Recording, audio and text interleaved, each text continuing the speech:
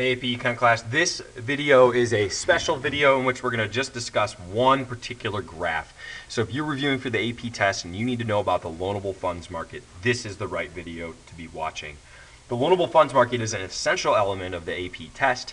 They're testing you on whether or not you understand the supply and demand for loanable funds. Another way of thinking about this would be the supply and demand for capital, and I'm talking in this case about capital like money to buy capital goods. But if you're like me, you just want to think about this as loanable funds. Your book calls this the savings and investment function. I think that's dumb because that's not what the AP test calls it. So we're going to call this loanable funds. Much like any other supply and demand graph, we're going to draw it with an L axes. And we are going to graph a supply and a demand.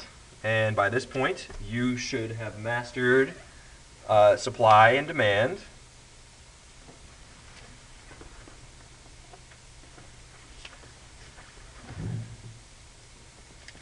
And so we are going to graph these things. These are the demand and supply for loanable funds. And we need to understand the axes here and kind of what we're going to label this. Loanable funds is like the amount of funds or money that you can loan out. So certain people are going to demand more funds to be loaned out at a lower price. But what's the price that you pay someone on a loan? Well, the price that you pay for someone on a loan is the real interest rate. And so that's what goes on this axis, or you could put real IR. That's the price. That's the price of money as it relates to loans. And then down here is just plain and simple the quantity of loanable funds. So who are people that are demanding loanable funds?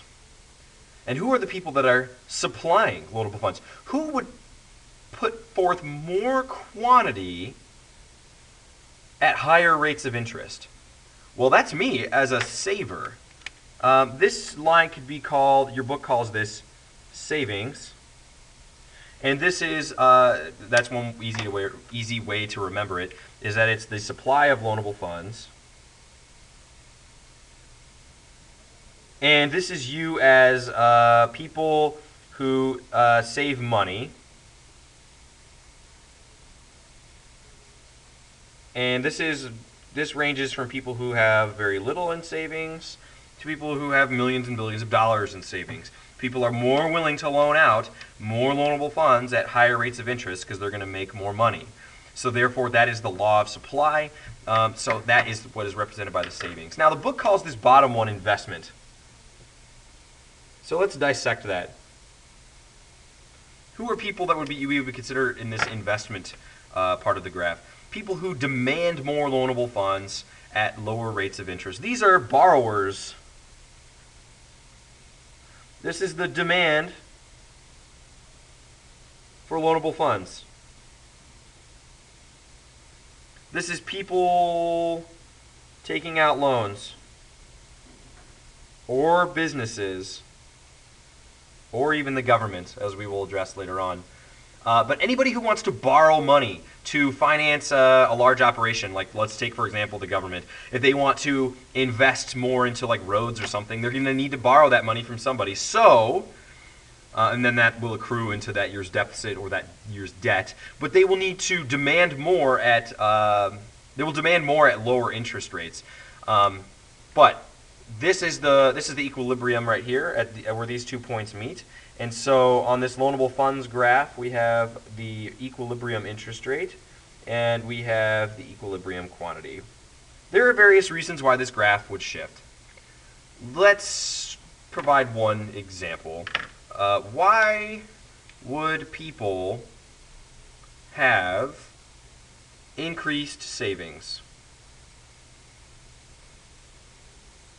Let's say this is S2.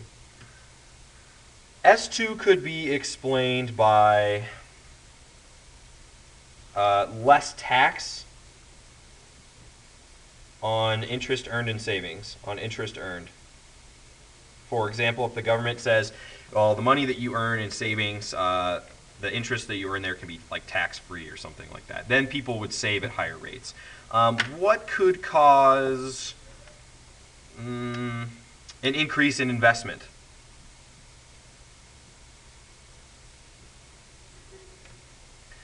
An increase in investment could be caused by new government endeavor into capital. Like, let's say a new government wants to, like, let's say the government wants to enact a new policy, a new initiative to, I don't know, put people back to work. They want to invest into people, like by training them, like providing free training at colleges or something.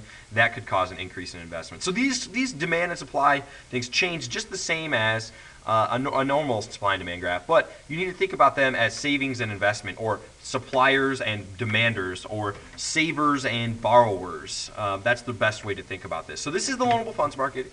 Don't worry, it gets a whole lot more confusing. What I'm going to try to do as we get closer to the AP test is go over a couple sample loanable funds problems.